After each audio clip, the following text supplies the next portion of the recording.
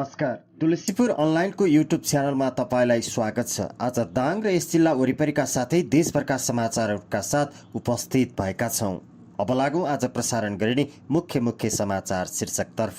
लुम्बिनीमा मुख्यमन्त्रीका लागि दाबी पेश गर्ने समय थपियो। हनी ट्र्यापमा पारेर करोडौं पैसा असुल्ने महिला कारागार चलान। कुहिने फोहोरबाट तुलसीपुरमा जैविक मल उत्पादन सुरु। देउखुरीको रोगका जग्गा यथाशीघ्र फुकुवा नगरी आन्दोलनमा उत्रने चेतावनी। अमर माध्यमिक विद्यालयको अभिभावक भेला तथा भवन उद्घाटन। प्रधानमन्त्री पुष्पकमल दाहाल प्रचण्डले प्रतिनिधि सभाबाट 2/3 बढी विश्वासको मत प्राप्त गरे। संघीय संसदका सभामुखको निर्वाचन माघ 5 गते हुने लगायतका सामग्रीका साथ उपस्थित भएका छौँ।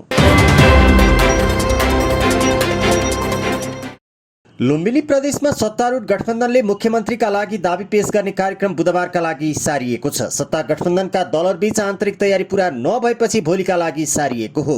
एमाले प्रदेश अध्यक्ष राधाकृष्ण कणेलले नेकपा माओवादी भित्रको आन्तरिक तयारी नपुग्दा बुधबारका लागि सारिएको जानकारी दिए। गठबन्धनले एमाले संसदीय दलका नेता लीला गिरी मुख्यमन्त्रीको रूपमा अगाडि सार्दैछ। प्रदेश प्रमुख अमित शेरचनले संविधानको दफा 168 को उपदफा 2 बमोजिम 2 वा 2 भन्दा बढी दलहरूको समर्थनमा बहुमत प्राप्त गर्न सक्ने प्रदेश सभा सदस्यलाई मुख्यमन्त्री नियुक्त गर्न बुधबार 5 बजेसम्मका लागि समय दिएका छन्। गिरीले एमालेका 29, माओवादी केन्द्रका 10, राप्रपाका 4 र नागरिक उन्मुक्ति 4, जनमत पार्टीका 3, जसपाका 3, स्वतन्त्र 2 सहित 55 सांसदको हस्ताक्षर जुटाएर दाबी पेश गर्ने तयारी गरेका छन्। 87 सदस्यीय प्रदेश सभामा बहुमतका लागि 44 सांसद आवश्यक पर्छ। प्रदेशमा काङ्ग्रेसका 27, लोसपाका 3 र नेकपा एकीकृत समाजवादी र राष्ट्रिय जनमोर्चाका 1 जना सांसद छन्।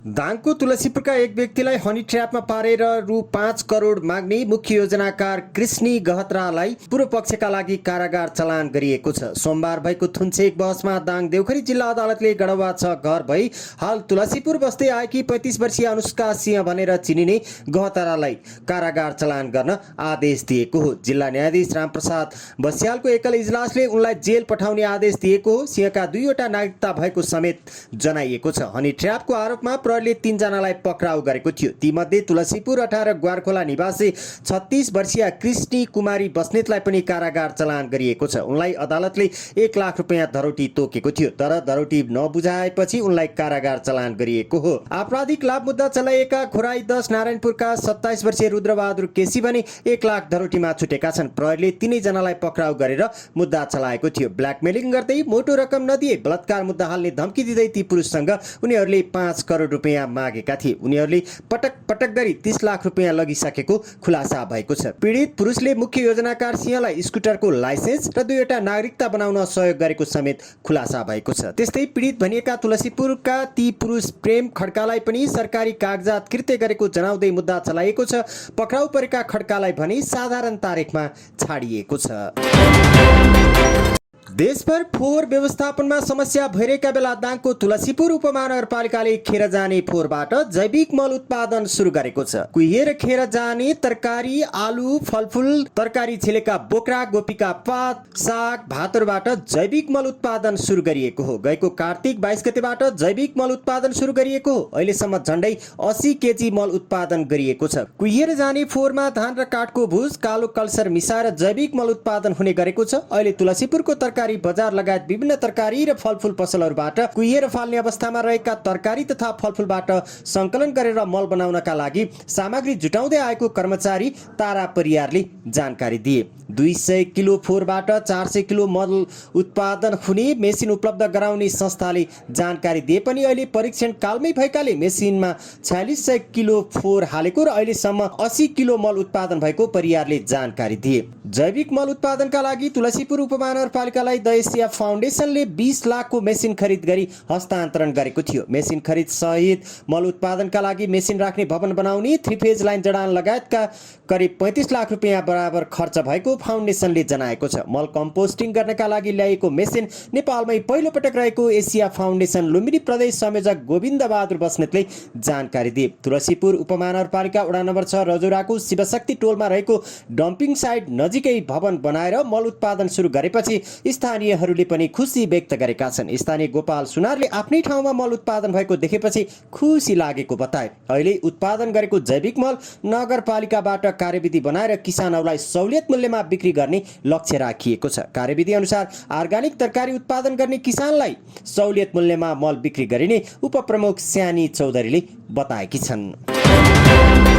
नेपाली कांग्रेस दाङ क्षेत्र नम्बर 1 ले लुम्बिनी प्रदेशको स्थायी राजधानी राप्ती उपत्यका देउखरीको रोक्का जग्गा यथाशीघ्र फुकुवा गर्न माग गरेको छ। क्षेत्रीय सभापति भेषराज पाण्डेले सोमबार एक प्रेस विज्ञप्ति जारी गर्दै जग्गा फुकुवाको माग गरेका हुन्। लुम्बिनी प्रदेश राजधानी व्यवस्थापनका लागि राप्ती गाउँपालिकाले 9 वटा वडा, गढवाको 1, 2, 3 र सिद्धगंगा नगरपालिकाको 8 र 9 गरी 14 वटा वडाको जग्गा लामो समयसम्म रोक्का हुँदा नागरिकहरूको दैनिकी जीवनयापनमा समस्या उत्पन्न हुँदै जानु र प्रदेश सरकारले व्यावहारिक निकास दिन नसक्नु प्रदेश सरकारको अत्यन्त अव्यावहारिक अकर्मण्य कार्यशैली रहेको ठहर गरेको छ। छिटोभन्दा छिटो जग्गाहरू फुकुवा गरी दैनिक जीवन र व्यावसायिक सहजताका लागि मार्ग प्रशस्त गर्न विज्ञप्ति मार्फत लुम्बिनी प्रदेश सरकारको गम्भीर ध्यानाकर्षण गराइएको छ। वस्तुगत अवस्थाको गम्भीरतालाई बुझ्न र निकास खोज्नुको साटो पदीय जिम्मेवारीमा रहेकाहरूबाट सस्तो लोकप्रियताका लागि भ्रमपूर्ण र भ्रामक तरिकाले दोषारोपण गर्न खोज्ने अराजनैतिक क्रियाकलाप र प्रस्तुति दुर्भाग्यपूर्ण र खेदजनक रहेको ठहर गर्दै यथाशीघ्र जग्गा फुकुवाको प्रक्रियाले ठोस रूपमा सार्थकता नपाएमा आउँदो महिनादेखि दबावमूलक विभिन्न चरणका आन्दोलनहरू गर्न बाध्य हुने र त्यसको नैतिक जिम्मेवारी सरकारवाला लुम्बिनी प्रदेश सरकारले लिनुपर्ने जारी विज्ञप्तिमा जनाइएको छ। केही महिनादेखि अस्तव्यस्त बनेको लमही नगरपालिकाको विवाद साम्य भएको छ। विवादका कारण सुचारू हुन नसकेको लमही नगरपालिकाले सेवा दिन पनि थालेको छ। प्रमुख प्रशासकीय अधिकृतको विषयलाई लिएर आन्दोलन चर्किएको थियो। वडा अध्यक्षहरू र कर्मचारीहरूले प्रशासकीय अधिकृत गेहेन्द्र बहादुर डाँगीलाई स्वीकार गर्न नसकिने भन्दै आन्दोलन गर्दै आएका थिए। प्रशासकीय अधिकृतमा डाँगी नै हुने गरी सोमबार त्रिपक्षीय सम्झौता अनुसार वडा अध्यक्ष र कर्मचारीहरूको आन्दोलन फिर्ता भएको छ। मन्त्रालयले तत्काललाई अर्को प्रशासकीय अधिकृत पठाउन नसकिने बताए बहालमा रहेका डाँगीबाटै काम गराउन सहज वातावरण निर्माण गरिएको लमही नगरपालिकाका प्रवक्ता मोहन गिरीले बताएका छन्। उनले अधिकृत बेगर जनताका कामहरू रोकिएको र त्यसलाई निराकरण गर्न डाँगीलाई नै स्वीकारिएको जानकारी दिए। त्रिपक्षीय छलफल र सहमतिपछि आफ्ना आन्दोलनहरू फिर्ता भएको लमही नगरका प्रशासनिक प्रमुख महेश थापा ठेडीले बताएका छन्। सहमति पश्चात तत्काल बसेको कार्यपालिका बैठकले अधिकृत डाँगीलाई निरन्तरता दिन मन्त्रालयलाई नै अनुरोध गर्ने निर्णय गरेको छ। साथै अवैधानिक भन्दै 5 वटा नियुक्तिलाई बदर समेत गरेको छ। बैठकले राजनीतिक सल्लाहकार, शैक्षिक सल्लाहकार, प्रेस संयोजक, प्रेस सल्लाहकार र स्वकीय सचिव पदलाई बर्खास्त गरेको वडा नम्बर 1 का वडा अध्यक्ष दामोदर पौडेलले जानकारी दिए। सामुदायिक विद्यालयको शैक्षिक सुधारका लागि सबै जिम्मेवार हुनुपर्ने एक कार्यक्रमका सहभागीले जोड दिएका छन्। तुलसीपुर 11 स्थित अमर माध्यमिक विद्यालयको अभिभावक भेला तथा भवन उद्घाटन समारोहमा बोल्ने वक्ताहरूले यस्तो बताएका हुन्। उनीहरूले सामुदायिक विद्यालयको अवस्थालाई माथि उकास्नका लागि शिक्षकसँगै अभिभावक र समाजको पनि महत्त्वपूर्ण भूमिका हुने बताएका थिए। विद्यालय व्यवस्थापन समितिका अध्यक्ष खुशीराम चौधरीको अध्यक्षता तथा तुलसीपुर उपमहानगरपालिका नगर प्रमुख टीकाराम खड्काको प्रमुख आतिथ्य एवं सामाजिक विकास समितिका संयोजक मानबहादुर राउतको विशिष्ट आतिथ्यतामा कार्यक्रम भएको हो। त्यस अवसरमा नगर प्रमुख खड्काले रिबन काटेर 4 कोठे भवनको उद्घाटन समेत गरेका थिए। राष्ट्रपति शैक्षिक सुधार कार्यक्रम अन्तर्गत 36 लाख बजेटबाट भवन हालै सम्पन्न भएको थियो। कार्यक्रममा बोल्दै नगर प्रमुख खड्काले शिक्षाले अन्धकार हटाएर उज्यालो तर्फको यात्रामा अघि बढाउने हुँदा यसतर्फ सबैको ध्यान जानुपर्ने बताएका थिए। उनले सामुदायिक विद्यालय सुधारको जिम्मा सबैले लिएर मात्रै सफल भइने बताए। साथै नगरलाई उत्कृष्ट शिक्षाका रूपमा विकास गरिने उनले योजना सुनाए।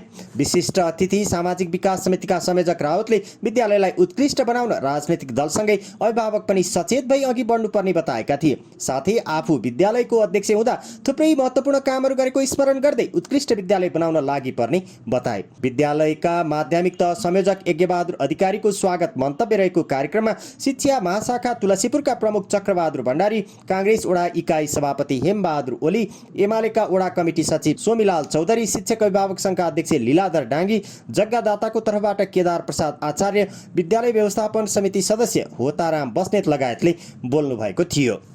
विद्यालयका प्रधानाध्यापक पदमबहादुर ओलीको विषय प्रवेशबाट सुरु भएको कार्यक्रमको सञ्चालन निभावी तह संयोजक शिक्षक निर्मल कुमार ओलीले गरेका थिए। कार्यक्रममा विद्यार्थीहरूले आफ्नो कला कौशल प्रस्तुत गरेका थिए।